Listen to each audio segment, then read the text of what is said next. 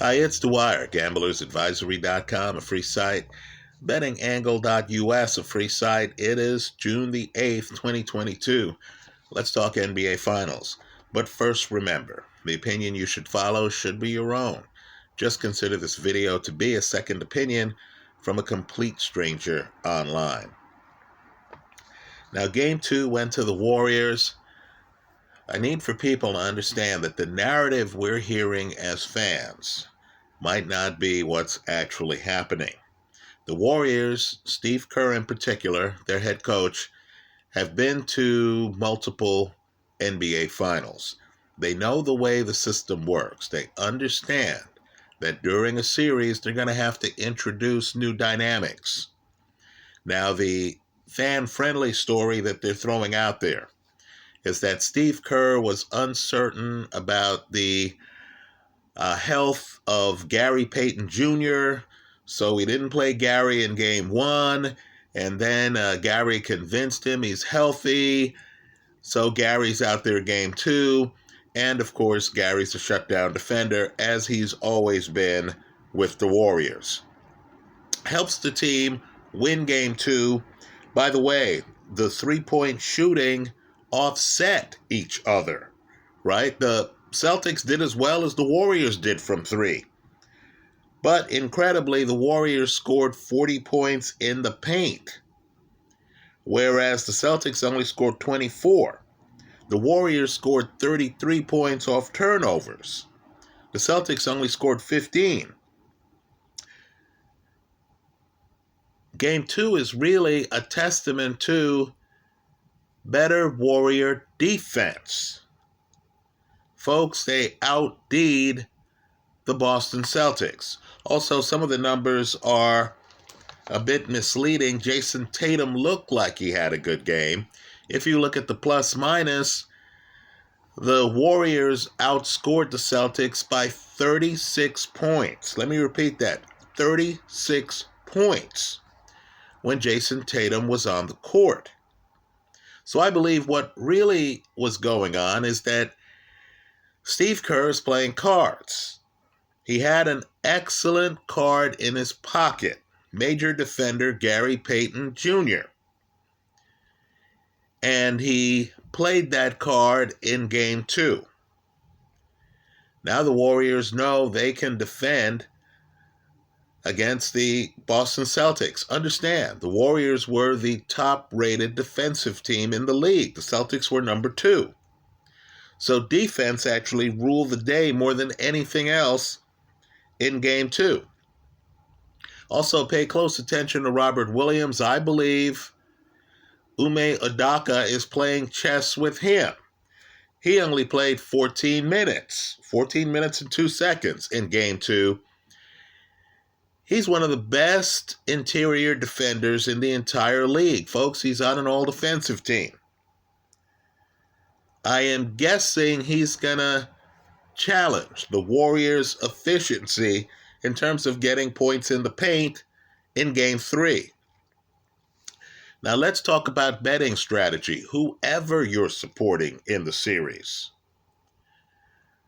right? I don't know who wins Game 3. That shouldn't stop me from taking advantage of casino mispricings. So first, if you believe that the Warriors are going to win the series, then why would you ever fool around at the current odds with picking Steph Curry to win MVP? Right? Understand, the Steph Curry to win MVP odds aren't much different than the Golden State Warriors to win the series odds. Folks, Steph Curry is not going to win MVP if the Warriors lose. I understand back in the day, Jerry West did that. Jerry West is a senior citizen now. Understand, a player on a losing team hasn't won MVP in the NBA Finals in the 80s, the 90s, the O's, the teens. It hasn't happened for decades. Right? So I'm not going to assume that it's going to happen now, especially when you have superhero types on the Boston Celtics. So, the first bit of advice that I'm giving myself, I'm just telling you what I'm doing here. And I believe Steph Curry is an excellent candidate to win MVP, and I'm still leaning toward the Warriors to win the series. But odds-wise, it makes no sense if I'm not getting a premium to pick Steph Curry when a Draymond Green has an excellent plus-minus, right? When a Andrew Wiggins is having a great finals. In other words, if I'm getting the same rate of return, why wouldn't I take the entire Warrior team instead of just taking Steph Curry? You're not being compensated for the risk because the rate of return on the Warriors simply to win the series is about what you're getting on Steph Curry to win MVP. So if you're thinking about picking Steph Curry at practically the same odds that you would get the Warriors to win the finals, just take the Warriors. This way, if a Gary Payton Jr. wins MVP, right? Let's remember, Steph has never won finals MVP. They gave it to Andre Iguodala, for example, one year. Right? If they do that again and give it to somebody else, you're okay. You're still getting paid if the Warriors win the NBA Finals. Right? Again, the odds of Steph winning MVP without his team winning the finals is minimal. So instead of picking Steph at these current odds, they'll change over time, but at these current odds, instead of taking Steph to win MVP, just take the Warriors to win the series. Get the whole team. Don't care who wins MVP. You're getting roughly the same payout. Now, the Boston side's more interesting on the MVP odds. Folks, apart from getting assists, Jason Tatum was a disappointment in Game 1. Look at the numbers. Now, I know he got some numbers in Game 2. I'm just telling you, the minus 36 plus minus is terrible. Nobody else in the game had a more negative plus minus than Jason Tatum. So what is Jason Tatum doing as the favorite on the Celtics to win Finals MVP? You know Draymond Green was on one of these all-defensive teams.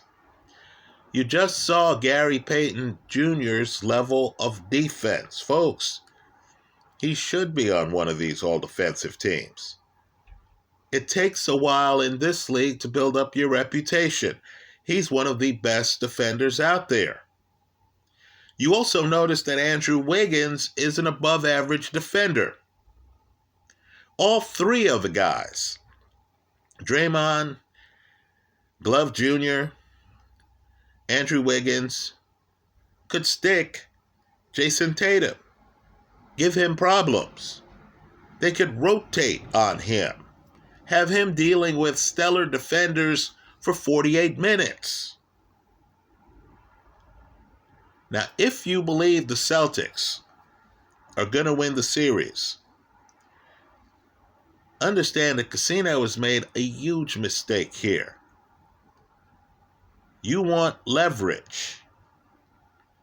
Now, let's just talk about how leverage works.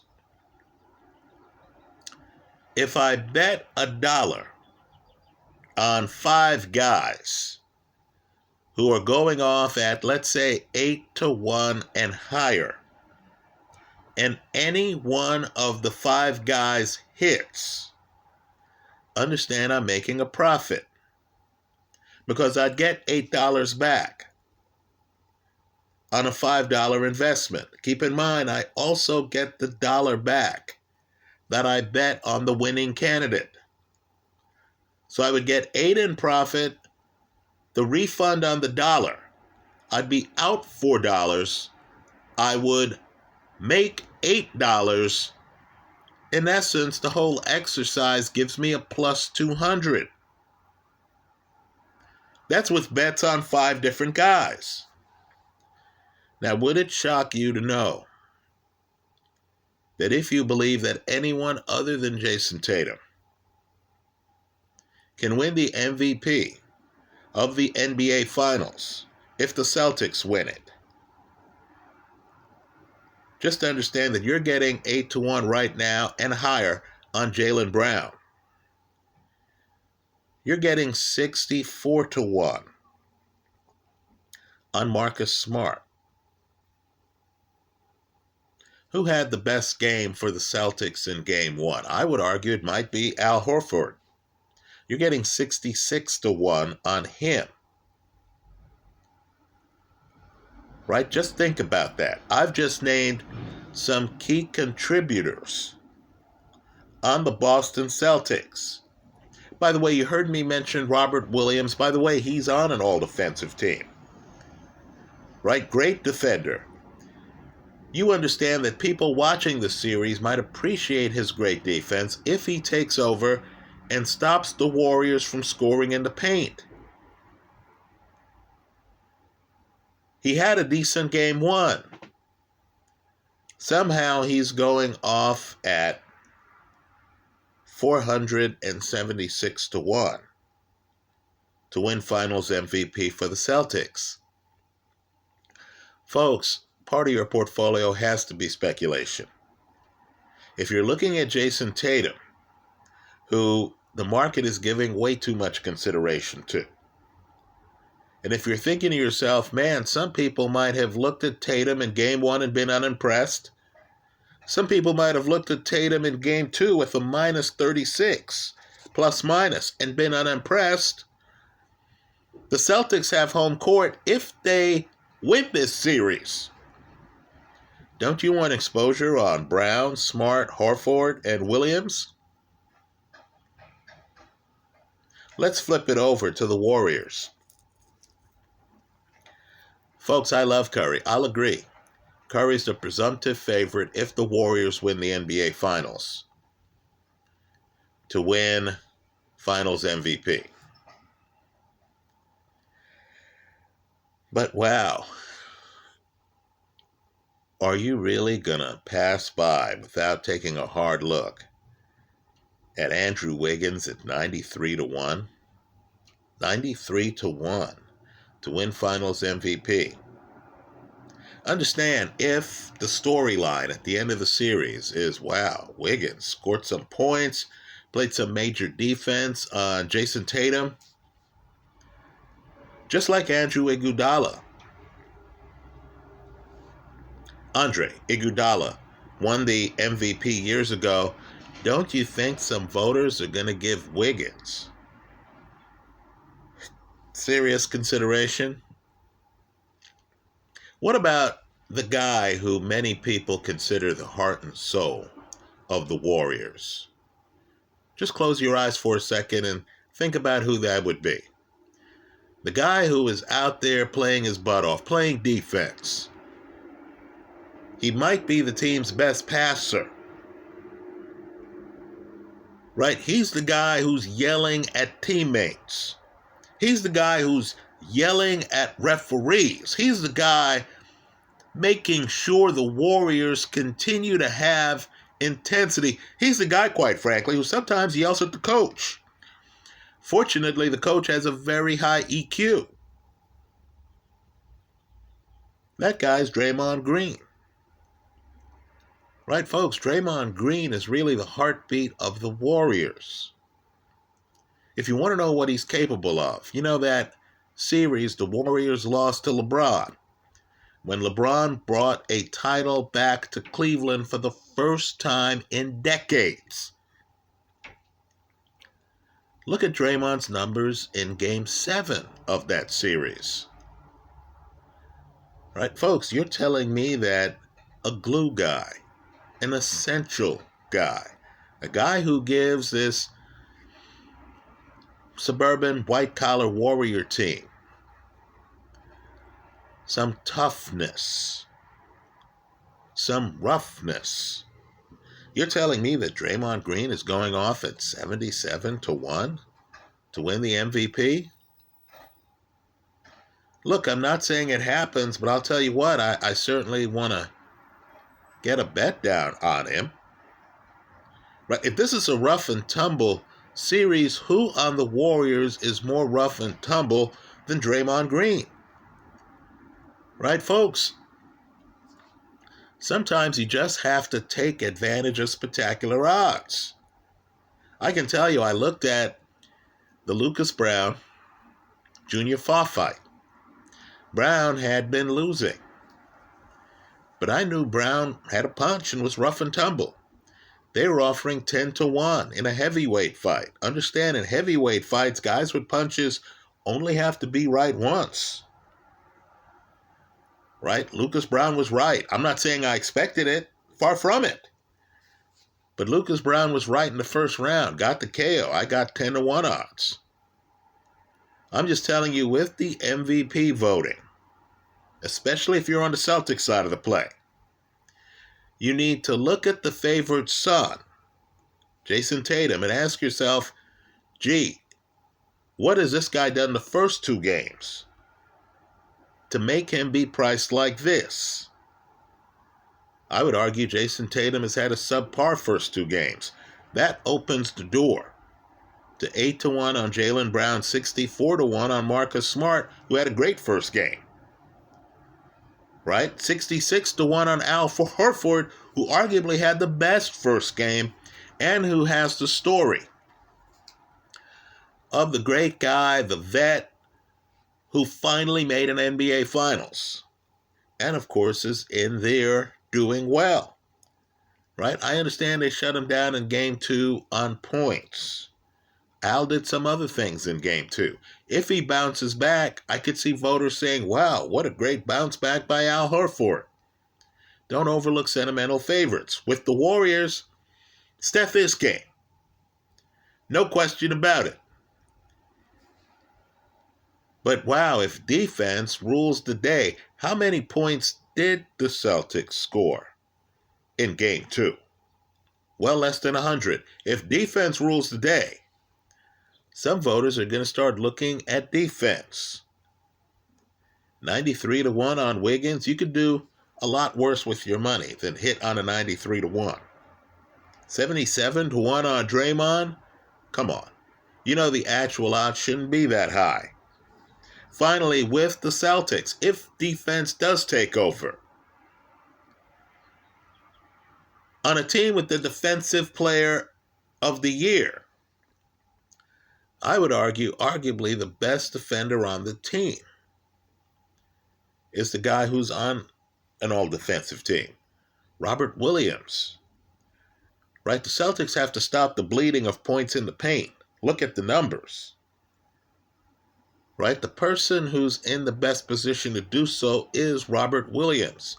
Don't be fooled by the fact that he didn't play that much in Game 2. Both coaches here are playing chess. They need to keep the other team guessing. They need that element of surprise. So, Game 3, I don't know what happens. Just be aware of the fact that the Warriors are excellent at winning on the road in the playoffs. They do that once every series. They have a streak right now going where they do that. Right? Understand, too, the Warriors are better than advertised. Klay Thompson has been MIA the first two games. There are going to be games out there where Klay Thompson is the centerpiece of the Warrior offense. Right? Klay's a guy who can literally go out and drop 35 points in a game. Right? So there are going to be dynamics we don't know about. So for me, the Game 3 play isn't a side. Rather, I'm loading up on these MVP props. So at the end of the series, when they say, wow, who thought that someone other than Jason Tatum would win MVP on the Celtics, I'll be quietly next to you, biting my tongue. ready to stand in line to get my payday, if that happens. Right? In terms of the game itself, rather than pick a side, I'm going to pick the under. Right? Offense can come and go. We saw that with the Celtics. The same team that threw down a great second half of the fourth quarter in game one came out and laid an egg for 4 quarters in game two, offensively. But as Jordan used to say, right, you can play defense every night. Right? Some days the shot's not going. But you can play defense every night. I'm expecting both teams to come out ready to play some defense in game 3. I like the under in game 3. What I'm doing too is I've laid bets on Jaylen Brown. I actually got him at a plus 903, right? Since then it's been down to a plus 800 because gamblers are savvy. Right? They've looked at Jason Tatum and they're thinking, man, I got to have some money on some other brothers to win MVP on this team. Right? Marcus Smart at 64-1. What more do you need? He's sticking Steph Curry. If he slows down Steph Curry, and he's a defensive player of the year, folks. If he slows down Steph Curry and hits from 3 like he did in game 1, somebody voting on MVP is going to think of him. Al Horford never overlooked the sentimental favorite. You saw Al in game 1 and you were thinking, my God, Al waited for this for so long. Right? You're not saying that about younger guys on the team. Right? And I'm sorry. When I see a guy who's on an all-defensive team and he's going off at a few 100-1, and I think the guy is essential to the team's success, Robert Williams, yeah, I've thrown a few dollars on Robert Williams to win MVP. Right? Just to understand, when a guy is getting a plus 47,618, you can throw a couple of bucks and be handsomely rewarded if that long shot, and he is a long shot, hits. On the Warriors, I feel Steph Curry is one of the best players I've ever seen in my life. Right? He even led the league in steals one year. Right? This is a guy who is the only man in NBA history to hit 400 plus threes in a season. But wow, things happen. I've been around long enough to know that sometimes the favorite son doesn't deliver fully, and an Andre Iguodala can slip in and win MVP.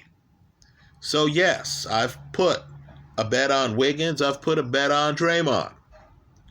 Right? The point is, when you're getting 93-1 like you are on Wiggins and 77-1 like you are on Draymond, all you have to do is to throw a couple of dollars in that direction and you have that base covered.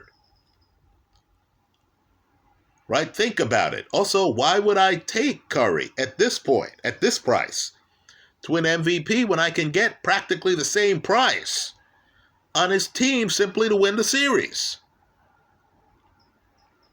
So those are my thoughts headed into Game 3. I like the under in the game. Let me hear yours. I hope you leave them in the comment section of this video.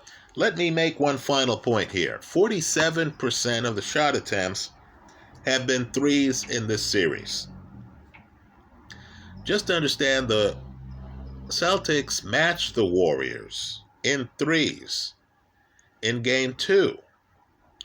Understand the Celtics hit a bevy of threes in the fourth quarter of Game 1. Just ask yourself, what happens if we revert to the mean? The Warriors are much more efficient from the three-point line than the Boston Celtics. Much more efficient. That hasn't happened yet in this series.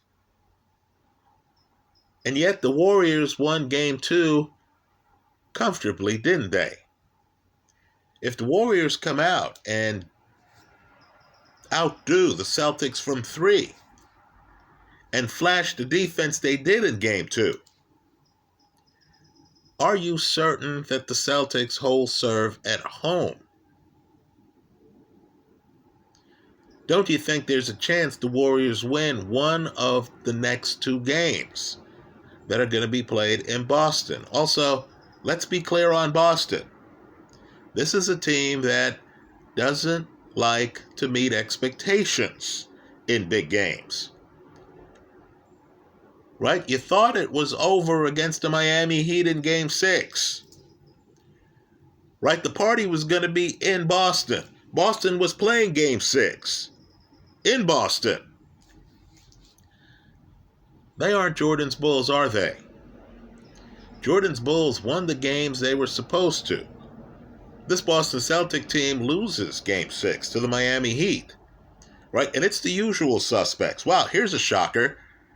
Jimmy Butler is coming up big in a big game. Right? Boston couldn't stop the obvious guys you would expect to come up big for the Heat.